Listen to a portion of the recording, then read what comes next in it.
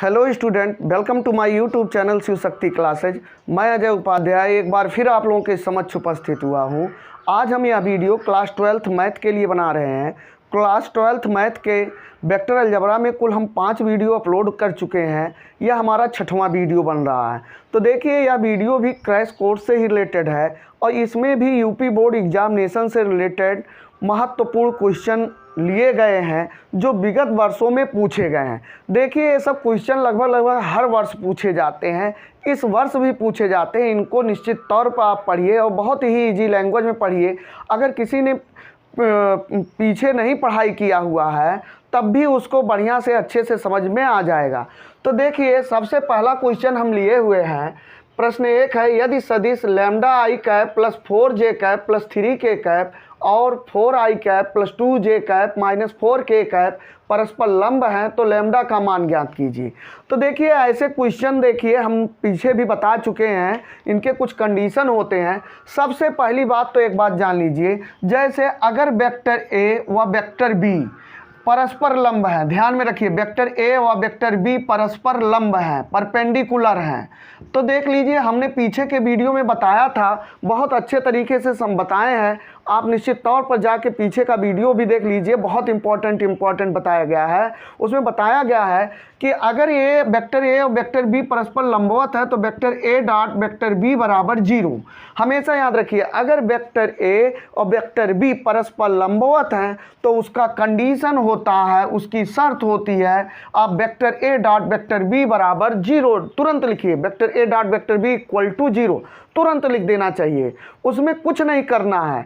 और एक चीज़ और देखिए, हम थोड़ा सा ए डॉट बी ज्ञात करना भी सीख लेते हैं। हालांकि पीछे बताए हैं, सरसरी तौर पर हमने बताया था। जैसे मान लीजिए वेक्टर ए बराबर 2i हो गया, माइनस 3j हो गया, प्लस 4k हो गया, कैप हो गया, सब इस पर कैप लगा दीजिए। अब वेक्टर बी बराबर मान लीजिए हो गया 3i cap plus 5j cap और माइनस 6k कैप, हमने ऐसे ले लिया।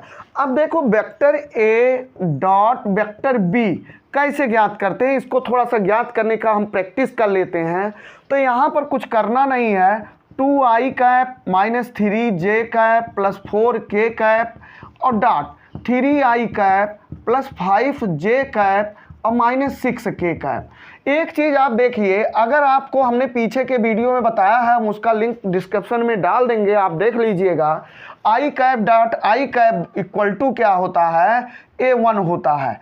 और i dot sorry j dot j cap dot j cap dot, तो देखिए A इक्वल टू क्या होता है, 1 होता है। और K cap dot K cap equal to 1 होता है। लेकिन अगर यहीं पर देखा जाए I हो और डॉट में J हो, बदल कर हो, मतलब I के साथ कोई दूसरा हो तो उसका मान कितना होता है, 0 होता है। जैसे J डॉट K कैप, अब देखिए बदल कर है तो 0 होगा। K cap dot i cap, ये पीछे हमने प्रूव करके बता दिया था, इनको आप देखिए। तो इसी प्रकार जब इनका गुणा इसमें हम करते हैं तो 3 2 3 6 हो जाता है। और आई कैप जब करते हैं तो आई कैप डॉट आई कैप जब करेंगे तो उसका मान 1 आएगा। तो 1 लिखने की ज़रूरत नहीं, क्योंकि 6 1 जा 6 होता है, 6 का नम 6 होता है। अब इनका गुणा अब इनका गुणा अगर इसमें करें तो आई का जे में निश्चित तौर पर होगा, तो आई का जे में होगा तो 0 हो जाएगा। और इनका जब इसमें करेंगे तो आई का के में होगा, और आई का जब के में होगा तो उसका भी डॉट प्रोडक्ट क्या हो जाएगा, 0 हो जाएगा। तो इस प्रकार हम लोग, इसी प्रकार अगर इनका इसमें करेंगे तो जे का आई में करोगे तो कितना हो जाएगा, 0। मान लीजिए 3 त्रिका 9 आ गया, माइनस 9 आ गया। लेकिन जे का आई कैप में गुणा करोगे तो 0 ही तो आएगा। जे का जे में करेंगे तो 5 3 15 माइनस 15 आ जाएगा, बहुत सही। और जे का इसमें अगर गुणा करेंगे तो जे का इसमें गुणा करेंगे तो ध्यान में रखिए 3 का 6 में हो जाएगा, 3 6 18। लेकिन जे का के कैप में जैसे करेंगे तो ऐसे जे का के कैप में करेंगे 0 आ जाएगा।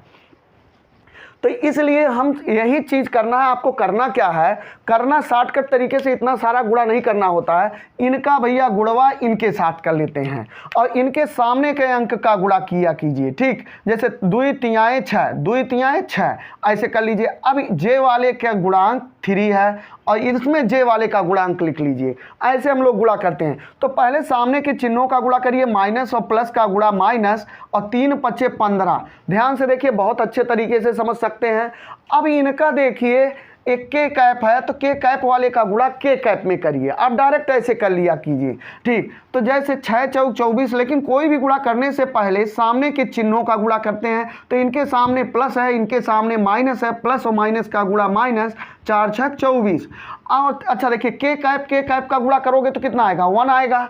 तो इसको 1 लिखने की ज़रूरत नहीं है, ऐसे डायरेक्ट हम लोग कर लेते हैं। कुछ करना नहीं है। आई के गुणांक का गुणा इस आई के गुणांक से करिए, इस जे के गुणांक का गुणा इस जे के गुणांक से करिए, इस के गुणांक का गुणा इस के गुणांक से कर लीजिए, डायरेक्ट वही हो जाता है। अच्छा, बहुत से लोग क्या करते हैं, ऐसे कर लेते हैं। 2 तिहाई 6 देखिए आ गया। अब इनका देखिए, बहुत से ऐसे कर लेते हैं, प्लस माइनस का गुणा माइनस, 5 तिहाई 15, अब प्लस माइनस का गुणा माइनस, 4 छक 24, 4 6 जा 24। तो देखिए कितने अच्छे से सब लोग गुणा कर लेते हैं। ऐसे हम लोगों को भी गुणा कर लेना चाहिए। कुछ करना नहीं, बाकी आप कर लिए। 15 और 24 कितना हो जाता है, 15 24 10 34, 34 5 39, 39 में से -33। तो ये गुणा करने का मेन यही हमारा है। अब हम लोग आगे चलते हैं, इनको देखते हैं। एक चीज़ आप समझ लीजिए, गुणा करना लगभग सबको आता होगा, डॉट प्रोडक्ट आना चाहिए। एक बार हम फिर से बता दिए। जैसे मान लीजिए अगर 2 सदिश हैं, वेक्टर ए एक सदिश है और वह वेक्टर बी एक सदिश है, और परस्पर क्या है, लंबवत हैं, परस्पर लंबवत हैं। तो लंबवत हैं तो क्या होगा, तो याद रख लीजिए, अगर लंबवत हैं तो vector A dot vector B equal to 0 तुरंत लिखा करिए, इसमें कुछ करना नहीं है। अब हम चलते हैं, पहले को सॉल्व करते हैं और बहुत जल्दी से सॉल्व कर लेते हैं। ठीक, तो यहाँ पर देखिए, सॉल्व क्वेश्चन नंबर फर्स्ट हम कैसे करेंगे। इनको कह रहा है यदि सदिश इतना और इतना परस्पर लंब है तो लैम्डा का मान ज्ञात कीजिए। माने हमको क्या ज्ञात करना है, लैम्डा का मान। और इन्होंने क्या दिया, एक सदिश से दिया, एक सदिश से दिया, 2 सदिश दिया। तो एक सदिश को वेक्टर ए मान लीजिए और दूसरे सदिश को वेक्टर बी मान लीजिए। ठीक, तो हम मान लेते हैं, ऐसे माना, suppose that vector A equal to lambda I cap plus 4 J cap. ठीक, देखिए प्लस 3 के कैप हो गया। और वेक्टर बी बराबर दूसरे को मान लीजिए 4 आई कैप प्लस 2 जे कैप और -4 के कैप। अब वेक्टर ए और वेक्टर बी क्या है, परस्पर लंबवत हैं। तो यहाँ पर लिखिए, चूंकि वेक्टर ए व वेक्टर बी, भाई ये वेक्टर ए हो गया, ये वेक्टर बी है, क्या है, परस्पर लंब है, परपेंडिकुलर हैं। तो चूंकि वेक्टर ए व वेक्टर बी परस्पर क्या है, परस्पर लंब है, तो लंब है, अर्थात vector A dot vector B equal to कितना होगा, 0 होगा। तुरंत ऐसे लिखिए, ए और बी परस्पर लंब है तो vector A dot vector B equal to 0। अब वेक्टर ए की जगह पर वेक्टर ए का मान लिख लीजिए। तो क्या लिखना है, lambda I cap plus 4 J cap और प्लस 3 के कैप। अब यहाँ पर देखिए डॉट वेक्टर बी का मान लिख दीजिए, 4 आई कैप प्लस 2 जे कैप और -4 के कैप, अब इक्वल टू 0। तो यहाँ पर देखिए बाबू, अभी इसका डॉट प्रोडक्ट कर लीजिए, गुणा कर लीजिए। बहुत अच्छे तरीके से आप गुणा कर सकते हैं। तो देखिए लैम्डा का गुणा, आई का गुणांक, यहाँ कोफिशिएंट आई का क्या है, 4 है, यहाँ आई का कोफिशिएंट लैम्डा है। तो 4 और लैम्डा का गुणा करेंगे तो 4 लैम्डा हो जाएगा। अब यहाँ जे का कोफिशिएंट देखिए और यहाँ जे का कोफिशिएंट। तो जे का कोफिशिएंट माने गुणांक, हिंदी मीडियम में देखिए कोफिशिएंट मीन्स गुणांक। जे का गुणांक 4 है और जे का गुणांक 2 है, 4 दूना 8। अच्छा, पहले इनके सामने के चिन्हों का गुणा करते हैं। जे के सामने, इसके भी सामने प्लस प्लस प्लस का गुणा प्लस, 4 दूना 8। अब इनका गुणा करेंगे तो इनके सामने प्लस है, इनके सामने माइनस है, प्लस माइनस का गुणा माइनस, और के का कोफिशिएंट 3 है और के का कोफिशिएंट 4 है, 3 चौक 12 हो गया। ठीक, इक्वल टू 0 हो गया। अब यहाँ पर बाबू देखिए, यहाँ कुछ करने नहीं है, यहाँ 4 लैम्डा है, 4 लैम्डा है, और इनको देखिए प्लस 8 है, -12 है। तो यहाँ कितना बच जाएगा, -4 बच जाएगा, और इक्वल टू 0 हो गया। और 4 लैम्डा इक्वल टू 4 हो गया। और लैम्डा इक्वल टू ज्ञात कर लीजिए 4/4, इसको ट्रांसफ़र कर दीजिए, अपान में हो जाएगा 4 1 जा 4, लैम्डा इक्वल टू 1। तो ये हमारा आंसर हो गया।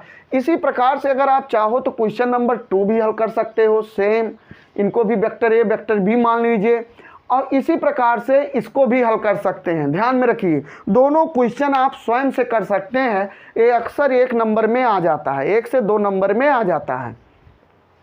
ध्यान में रखिए, इसी तर्ज पर इसी तरीके से सेम इसी तरीके से क्वेश्चन नंबर 2 कर लीजिए। एक दूसरे पर लंब है तो लैम्डा का मान ज्ञात कीजिए, एक दूसरे परपेंडिकुलर हैं।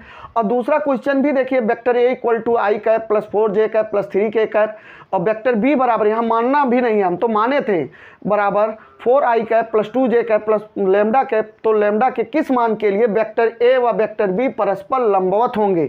तो लिख दीजिए, चूंकि वेक्टर ए और वेक्टर बी परस्पर लंबवत हैं, अतः vector A dot vector B equal to 0। अब वेक्टर ए और वेक्टर बी का मान रखकर उनका डॉट प्रोडक्ट ज्ञात कर लीजिए, और डॉट प्रोडक्ट ज्ञात करने के बाद लैम्डा का मान तुरंत ट्रांसफर करके निकाल लीजिए।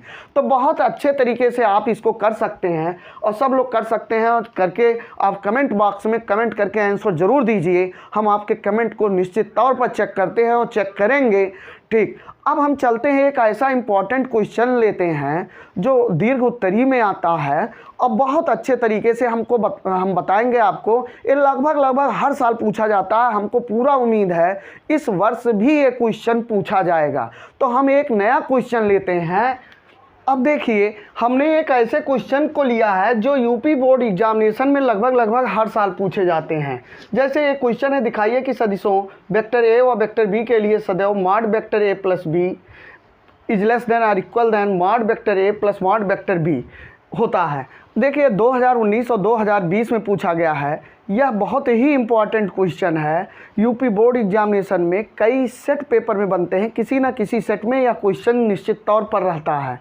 तो इनको हम लोग चलते हैं, हल करते हैं। और हल करने से एक चीज़ और हम आपको बता दें, यह बहुत सारे एग्ज़ामों में भी पूछे जाते हैं, अन्य एग्ज़ामों में पूछे जाते हैं और बहुविकल्पी के रूप में पूछे जाते हैं। जैसे जब आप बीएससी एंट्रेंस एग्ज़ाम देने जाएंगे, या एनडीए का एग्ज़ाम देने जाएंगे, या जेईई का एग्ज़ाम देने जाएंगे, तो उसमें भी ये क्वेश्चन आपको बहुविकल्पी के रूप में देखने के लिए मिल जाता है। तो इनको सबसे पहले हम बहुविकल्पी के रूप में कैसे पूछता है इसको हम लोग देखते हैं, फिर इसको हम प्रूफ करते हैं। तो यहाँ पर देखिए, क्वेश्चन ऐसे पूछेगा, क्वेश्चन पूछ लेगा, निम्न कथन सत्य है, निम्न में कथन निम्न में सही कथन है, निम्न में सही कथन है, ऐसे दे देगा, सही कथन है। और आपको इसके बाद सही कथन बताना है कि कौन सा सही कथन है। अब आपको विकल्प में क्या दे देगा? विकल्प में दे देगा मॉड वेक्टर ए प्लस वेक्टर बी, ठीक, ग्रेटर देन और इक्वल देन, या ग्रेटर देन लिख देगा मॉड वेक्टर ए प्लस मॉड वेक्टर बी, ऐसे दे देगा। विकल्प भी दे देगा मॉड वेक्टर ए plus vector b greater than और इक्वल देन मॉड वेक्टर ए प्लस मॉड वेक्टर बी। अब विकल्प सी दे देगा आपको वेक्टर ए प्लस मॉड में vector A plus vector B is equal to mod vector A plus mod vector B. विकल्प D में दे देगा वेक्टर ए प्लस वेक्टर बी मॉड में इज लेस देन और इक्वल देन मॉड वेक्टर ए plus mod vector b.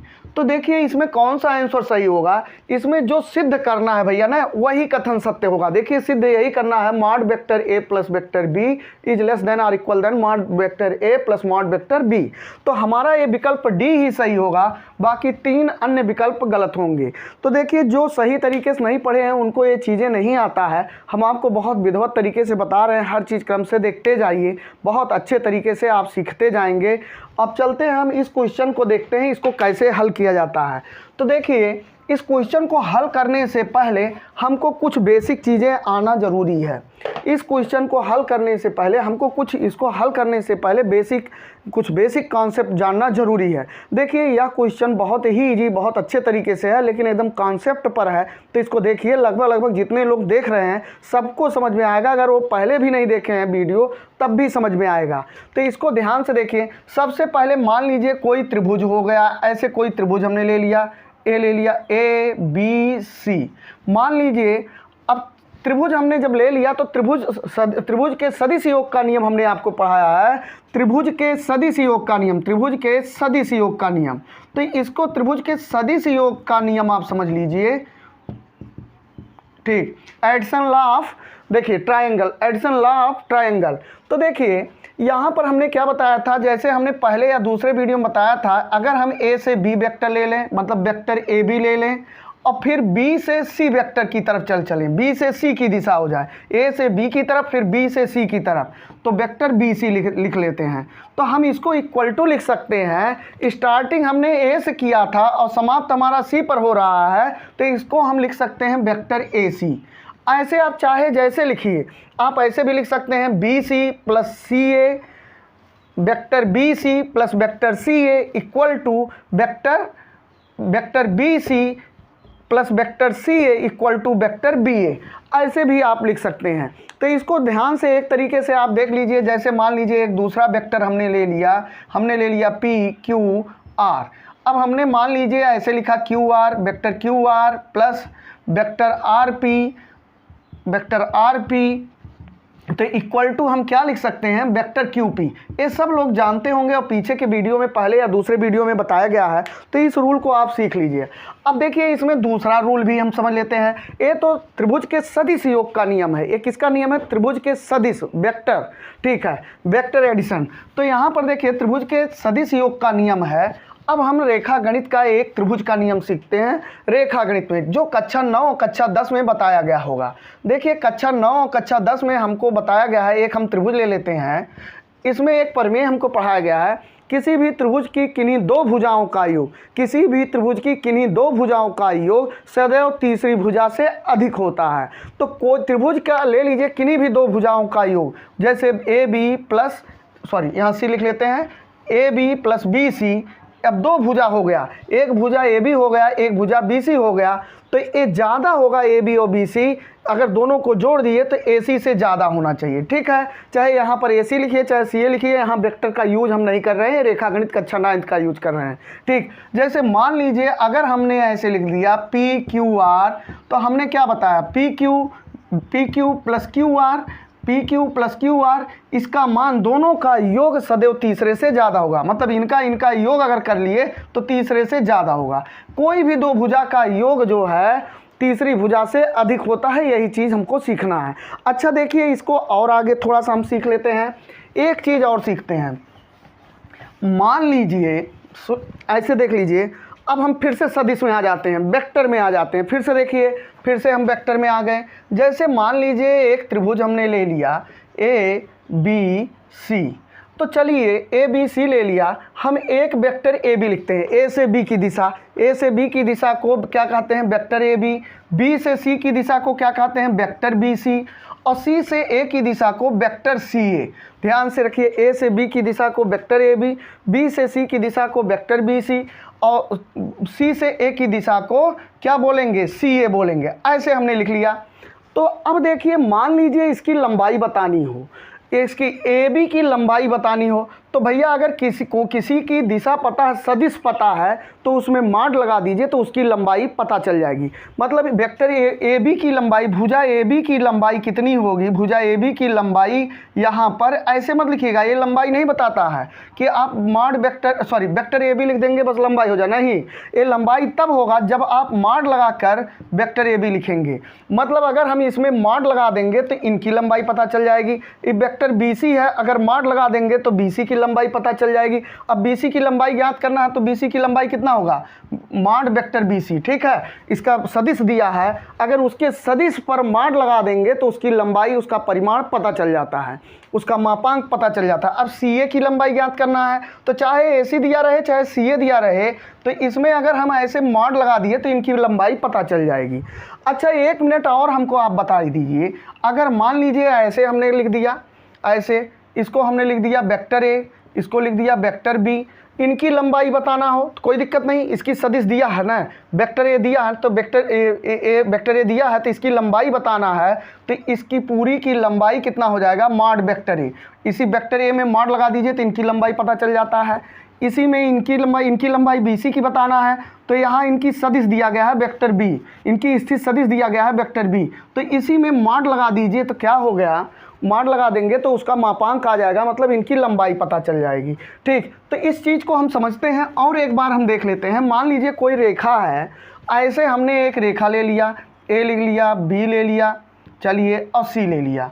ठीक, अब हमने ए से बी की दूरी वेक्टर ए बी, सॉरी दूरी नहीं, हमने सदिश बताया, ए बी की सदिश जो है वेक्टर ए है, और बी सी की सदिश क्या है, वेक्टर बी है। अब ए बी की अगर लंबाई बताना है तो क्या करेंगे भाई, इनकी सदिश दिया गया है तो इसी में मॉड लगा दीजिए तो इनकी लंबाई आ जाएगी, यही जो मनवा आएगा वही उसकी लंबाई होगी। और ऐसे BC की लंबाई ज्ञात करना है तो क्या करेंगे, मॉड लगा देंगे, BC की लंबाई पता चल जाएगी। अब इसमें कुछ करना नहीं है, मॉड लगाने से आप जान गए, अगर किसी की सदिश दिया है और उसमें मॉड लगा देंगे तो उसका मापांक पता चल जाएगा, उसका परिमाण पता चल जाएगा। ऐसे त्रिभुज है तो उसकी भुजाओं की लंबाई पता चल जाएगी। तो अब हम चलते हैं, इसको प्रूफ करते हैं। तो हमको प्रूफ क्या करना है, हम यहाँ लिख लेते हैं, हमको सिद्ध करना है। सिद्ध का माने करना है, यहाँ छोटे छोटे में हम लिख लेते हैं। यहाँ पर हमको देखिए सिद्ध करना है क्या, vector A plus vector B mod vector A plus mod vector A plus vector B is less than or equal than mod vector A plus mod vector B. ये हमको प्रूफ करना है। तो देखिए प्रूफ हम कैसे करेंगे, इसको हम अच्छे तरीके से सीखते हैं। प्रूफ करने से पहले हम दो कंडीशन इसमें बनेंगे, ध्यान में रखिए। प्रूफ करने से पहले आप जान लीजिए, इस सवाल को सिद्ध करने के लिए दो कंडीशन बनेंगे, और दोनों कंडीशनों को सही तरीके से देख लीजिए, सबको आ जाएगा। अगर कोई नहीं पढ़ा होगा तब भी उसको बहुत अच्छे तरीके से आ जाएगा। बहुत इंपॉर्टेंट क्वेश्चन है, इसको पढ़कर जरूर आइए। एक तो कंडीशन है, कंडीशन माने केस फर्स्ट। केस फर्स्ट चाहे लिख लीजिए, चाहे स्थिति फर्स्ट लिख लीजिए। चलिए केस फर्स्ट लिख लेते हैं भाई, स्थिति फर्स्ट चाहे लिख लीजिए, चाहे जो लिख लीजिए। एक क्या है, जब वेक्टर ए और वेक्टर बी, ठीक है, जब वेक्टर ए, ऐसे लिखते हैं, जब वेक्टर ए व वेक्टर बी संरेख ना हो। संरेख माने कोलिनियर, एक लाइन में ना हो, माने असंरेख हो। क्या हो, असंरेख। संरेख ना हो माने असंरेख हो, माने नॉन कोलिनियर हो, असंरेख हो। तो देखिए क्या होगा, तो जब वेक्टर ए और वेक्टर बी असंरेख हो बाबू, तो इनको हम कैसे करते हैं, पहले हम चित्र बना लेते हैं। तो देखिए एक वेक्टर ए हमने बना लिया, देखिए इसकी सदिश ए हो गई, ठीक है।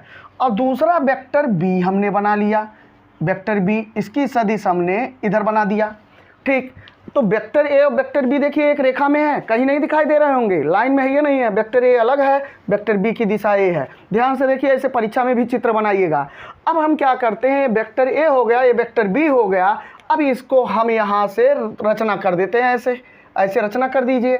अच्छा, इनका नामकरण भी लिख लेते हैं। इनको हम ए लिख दिए, इनको बी लिख दिए, और इनका नाम सी लिख दिए, ठीक है। अब एक त्रिभुज बन गया। तो त्रिभुज बन गया, अब आप त्रिभुज बन गया तो त्रिभुज से संबंधित अभी हमने दो नियम बताए हैं।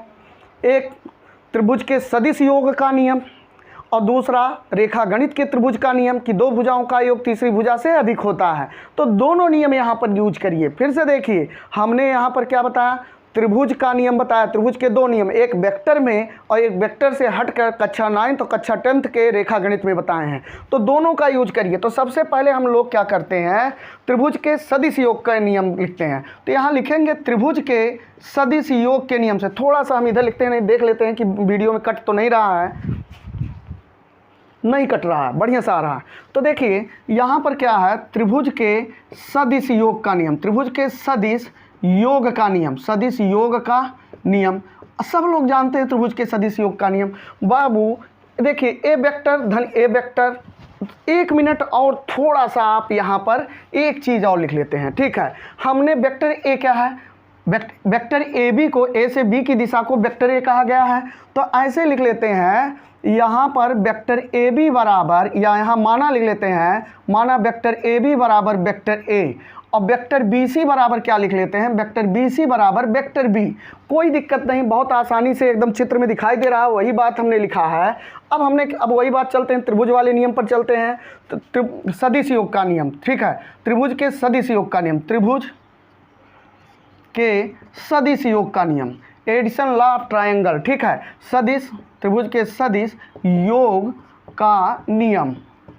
तो त्रिभुज के सदिश योग का नियम क्या होता है, हमने बताया था कि vector a B plus vector b c बराबर वेक्टर ए सी, ठीक है। तो ऐसे लिखेंगे, vector a B plus vector b c बराबर vector a B plus vector b c बराबर वेक्टर ए सी। अब यहाँ पर आप क्या करेंगे, आप क्या करिए, वेक्टर ए बी का मान रख दीजिए। वेक्टर ए बी का मान कितना है ए, वेक्टर बी सी का मान कितना है बी, और इक्वल टू वेक्टर ए सी। आप चाहो तो ऐसे भी डायरेक्ट लिख सकते हैं, तो vector A plus vector B equal to vector A c. ठीक है, इतना आप लिख लीजिए। अब दोनों पक्षों में मापांक ले लीजिए, कुछ करना नहीं, दोनों पक्षों का मापांक। तो लिखेंगे दोनों पक्षों का मापांक लेने पर, दोनों पक्षों में मापांक लेने पर, एक पक्ष का तो कर नहीं रहे हैं, दोनों का ले रहे हैं, मापांक लेने पर ले लीजिए। इसमें मापांक लेने में क्या दिक्कत है, तो मापांक लेने, पक्ष का मापांक लेने से मतलब पूरे पक्ष पर मॉड लगाइए, अलग अलग नहीं लगाना है, पूरे पक्ष पर लगाना है। ध्यान में रखिए, पक्ष का मतलब पूरे पक्ष पर एक माप का यूज कर लीजिए, और इसमें भी पूरे पक्ष पर, तो वेक्टर ए सी। ये आपका क्या हो गया, इक्वेशन नंबर फर्स्ट हो गया। ठीक, इसको इक्वेशन नंबर फर्स्ट जान लीजिए। अच्छा, त्रिभुज का दो नियम बताए, एक त्रिभुज के सदिश योग का नियम, दूसरा नियम कौन सा बताए थे, दूसरा नियम रेखागणित का बताए थे। तो देखें, लिखेंगे एक थोड़ा सा कारण लिखेंगे। ठीक, यहाँ पर लिखेंगे, हम यहाँ से डिवाइडर बना रहे हैं, चूँकि त्रिभुज के किन्हीं दो भुजाओं का योग, त्रिभुज के किन्हीं दो भुजाओं का योग, भुजाओं का योग, त्रिभुज के किन्हीं दो भुजाओं का योग तीसरी भुजा से अधिक होता है, तीसरी भुजा से अधिक होता है।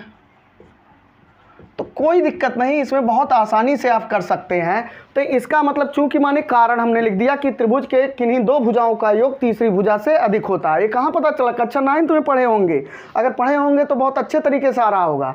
तो बाबू एक चीज़ बताओ, त्रिभुज की एक भुजा तो ए है और एक भुजा ए है। अच्छा, इसकी यहाँ लंबाई से मतलब होता है, भुजाओं का योग माने भुजाओं की लंबाई का योग, भुजाओं का योग का मतलब भुजाओं की लंबाई का योग।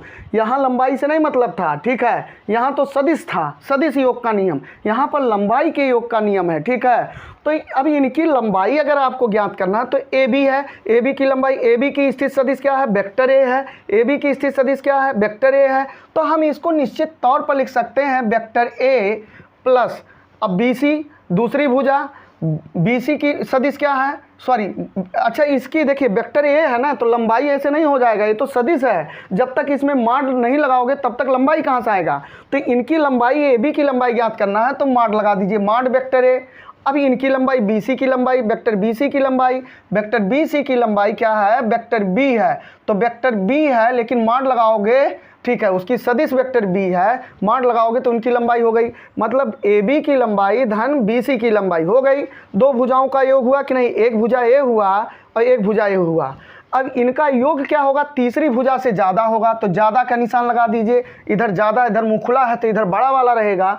और तीसरी भुजा कौन सी है, तीसरी भुजा ए सी है, तो ए सी भुजा वेक्टर ए सी, तो ए सी वेक्टर में है ना भैया, तो मॉड लगाओगे तब ना ए सी की लंबाई आएगी, तो उसमें मॉड लगा दीजिए। वेक्टर ए सी लिखने से नहीं काम चलेगा, उसमें मॉड लगाएंगे तब लंबाई पता चलेगा। ठीक है, तो ए सी की लंबाई हो गई, चाहे ए सी लिखो चाहे सी ए लिखो, कोई दिक्कत नहीं।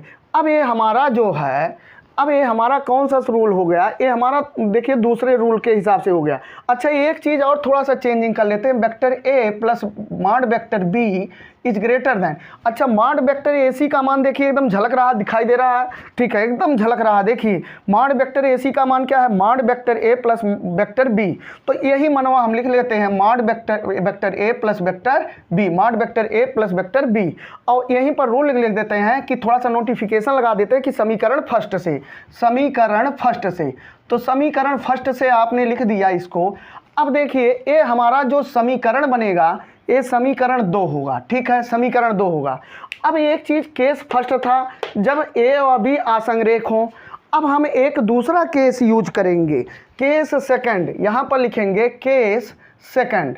केस सेकंड क्या है, जब ए व बी संरेख हों, ध्यान में रखिए, जब वेक्टर ए व वेक्टर बी संरेख हो, मतलब वेक्टर ए और वेक्टर बी क्या हो, एक रेखा में हो, संरेख हो।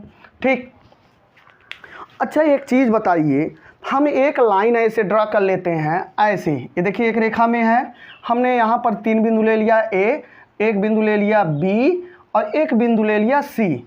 अब हम ए बी की जो लंबाई होता है, ए बी की दिशा जो है, ए बी की दिशा वेक्टर ए से डिनोट कर लिए और बी सी की दिशा वेक्टर बी से डिनोट कर लिए। देखो ए और बी एक दिशा में है कि नहीं है, सब लोग देखकर बता सकते हैं भाई। ए भी बी भी एक ही रेखा में है, दिशा का मतलब एक ही रेखा में, एक ही रेखा में है कि नहीं, संरेख हैं तो एक ही रेखा में है, दोनों वेक्टर एक रेखा में है।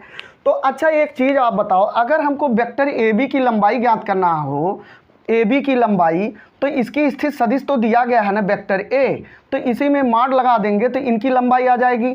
और बी सी की लंबाई ज्ञात करना हो तो क्या करेंगे, वेक्टर बी में भाई बी सी का सदिश जो है वेक्टर बी है उसमें माड लगा लेंगे तो इनकी लंबाई आ जाएगी। ठीक है, तो यहाँ पर बहुत आसानी से हम लोग कर सकते हैं। यहाँ पर आप लिख सकते हैं, देखिए अच्छा एक चीज़ और ध्यान में रखिए, तो यहाँ पर हम क्यों नहीं इतनी लंबाई मतलब इसकी लंबाई को क्या लिखते हैं, वेक्टर ए लिख लिए, इतनी लंबाई, यहाँ से यहाँ तक की लंबाई को माड वेक्टर ए, यहाँ से यहाँ तक की लंबाई को माड वेक्टर ए कहेंगे ना, और यहाँ से यहाँ तक की लंबाई को माड वेक्टर बी कहेंगे।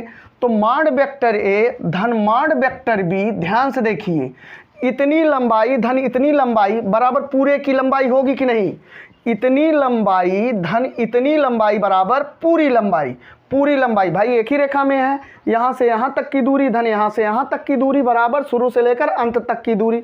तो शुरू से लेकर अंत तक की दूरी को हम ए सी नहीं लिखेंगे कि बहुत से लोग कह रहे हैं वेक्टर ए सी लिख दीजिए हो गया, नहीं, ये लंबाई ज्ञात करना है तो ए सी की लंबाई अगर ज्ञात करना है तो यहाँ मॉडुलस लगाना पड़ेगा। तो निश्चित तौर पर आप मॉड लगा दीजिए, तो मॉड वेक्टर ए प्लस मॉड वेक्टर बी। अब देखिए मॉड, देखिए पूरी लंबाई ए सी हो गया, मॉड ए सी हो गया। अब मॉड ए सी का मान कितना दिया गया, मॉड ए सी का मान यहाँ पर देखिए दिया गया है, मॉड वेक्टर ए सी का मान क्या दिया गया है, मॉड वेक्टर ए प्लस वेक्टर बी। ये कौन सा इक्वेशन होगा, ये इक्वेशन नंबर 3 होगा। ध्यान से देखिए इक्वेशन नंबर हमारा 3 होगा। तो सबको समझ में आ गया होगा, अब द एंड पॉइंट इसका आ गया। ठीक, अब इक्वेशन नंबर 1 को देखो, इक्वेशन नंबर 1 के एलएचएस को देखो, और सॉरी इक्वेशन नंबर 2 के एलएचएस को देखो, इक्वेशन नंबर 3 के एलएचएस को देखो, दोनों सेम है, एक ही है, लेकिन बीच में जो है एलएचएस और आरएचएस के बीच में देखिए चिन्ह अलग अलग हैं। तो समीकरण 1 और समीकरण 2 को जब हम कंपैरिजन करेंगे, जब एक में मिला सकते हैं इनको, तो इनको सबसे पहले हम लिख लेते हैं समीकरण 1 व समीकरण 2 से, सॉरी समीकरण 1 नहीं 2, समीकरण 2 व समीकरण 3 से स्पष्ट है। क्या स्पष्ट है? स्पष्ट यही है कि एक साइड देखिए दोनों का बराबर है।